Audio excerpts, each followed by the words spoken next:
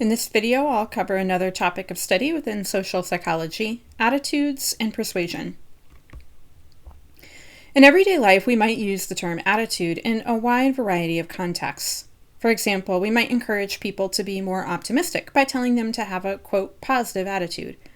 Or a parent or teacher might admonish an unruly teenager to stop giving them attitude. However, when psychologists use the term attitude, we mean something more narrow and precise. Specifically, researchers define an attitude as a mental evaluation of a particular person, object, or issue. These evaluations can include three components: cognitive beliefs, emotions, and behavioral intentions. This is sometimes called the ABC model of attitudes, where A stands for affect, which is another word for emotions and feelings, B stands for behavioral intentions, and C stands for cognitions or thoughts.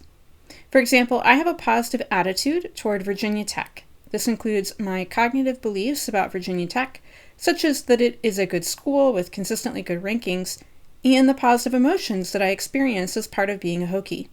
This in turn shapes my behavioral intentions to continue working at Virginia Tech. Although it makes sense that beliefs, emotions, and behavior should all be linked, some research suggests that the correlation between our attitudes and our behaviors is not always as strong as we might like to think. Strongly held important beliefs do appear to be fairly reliable predictors of our behavior. However, there are also many cases where people's attitudes and behaviors appear to be somewhat inconsistent with each other. For example, people might say that they have a negative attitude toward fast food, but still get McDonald's at least once or twice a month. Or people might report positive attitudes toward recycling, but still fail to recycle regularly.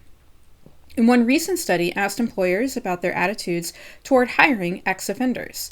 They found that employers who self-reported a greater willingness to hire ex-offenders were actually no more likely to do so when presented with the opportunity in real life.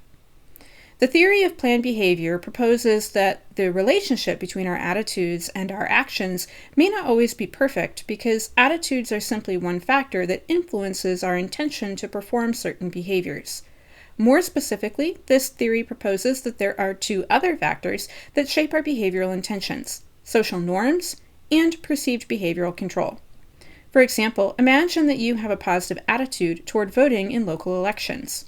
If there is a strong social norm that supports voting, that is, if you think that most of your friends also vote in local elections, and if you also think that you have control over your voting behavior, for example, you feel confident that you know how to vote and where your local polling places are located, then all of these three factors will combine to make it more likely that you will indeed go vote.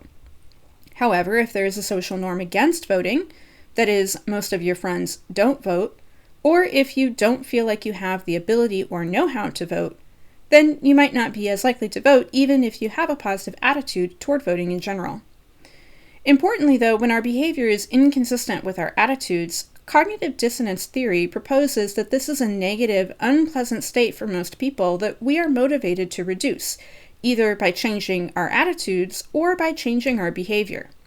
So, continuing with our voting example, if you end up not voting in an election, this creates an internal conflict or tension. You have a positive belief toward voting, but you didn't vote. In order to get rid of this conflict, cognitive dissonance theory proposes that you will end up actually changing your attitude toward voting to become more consistent with your actual behavior. For example, you may decide that voting is not that important, or believing that your single vote would not have made that much of a difference in the election outcome anyway. As another example, imagine someone who acknowledges that smoking has negative health consequences, but who also smokes regularly. According to cognitive dissonance theory, this creates an internal conflict that the person is motivated to reduce.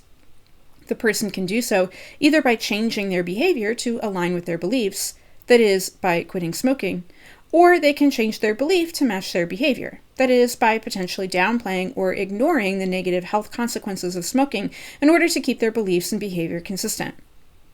In all, it does seem that attitudes and behaviors are related, but the relationship is more complex and nuanced than people might suspect. Attitudes can shape our intentions to perform certain behaviors, but our behavior can also shape and change our attitudes too. So far, we have examined ways that we may change our own attitudes, perhaps even inadvertently. But what about attempts where someone else actively tries to change your mind about something. This is the science of persuasion, which is an attempt by one person to change another person's attitudes, beliefs, or emotions associated with some issue, person, or object. We encounter persuasion attempts in our everyday life far more often than we might realize. For example, every time we watch a commercial or see an advertisement on social media, a company is actively trying to persuade us to like and potentially buy their product. Political candidates attempt to persuade us to vote for them or to adopt certain policy positions. Or perhaps you and your friends are simply trying to decide where to get dinner on a Friday night, and you each try to persuade the others of your preferred opinion. One of the most popular models of persuasion is called the Elaboration Likelihood Model, or ELM for short. This model proposes that persuasion can occur in one of two ways. The first way is that we can be persuaded through logic and facts. This is called the central route to persuasion. For example, imagine that you have a negative attitude toward Dell computers.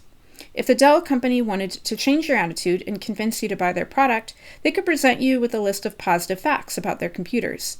For example, if they made a commercial for a Dell computer product, they could list various positive attributes, such as memory capacity, battery life, affordability, and technical support options.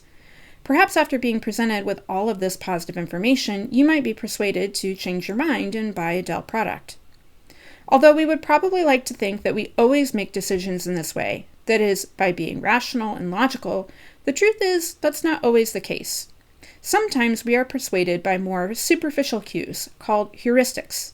Going back to our Dell computer example, let's say that you are persuaded to buy a Dell computer because it is endorsed by a celebrity that you like. The celebrity is probably not a computer expert at all, so there's no rational reason why you should trust their opinion. Other superficial cues might include things like buying a Dell computer because you like the color, or because the salesperson who sold it to you was funny and likable. Again, none of these have to do with the quality of the computer per se.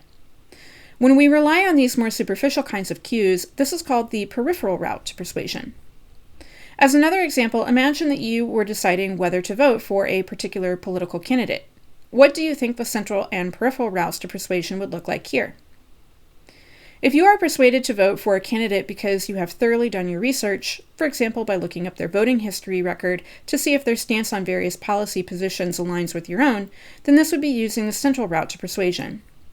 If, however, you decide to vote for a candidate because they are good-looking, appear confident, or are endorsed by somebody else that you like, then this is using the peripheral route to persuasion. When are we likely to use either the central or peripheral routes? According to the ELM, using the central route requires two things. First, we're more likely to use the central route to persuasion if we are motivated and personally invested in the decision. So going back to our Dell computer example, imagine that you are preparing to buy a new computer. You know that as a college student, you are going to be using this computer a lot, and you really need one that is going to work well and last you a long time. You've saved up money all summer long and want to make a good investment with your hard-earned money. In this case, you're more likely to use the central route to persuasion. You will probably want to look up reviews of different computers and compare and contrast their different features in order to try and make a well-reasoned decision.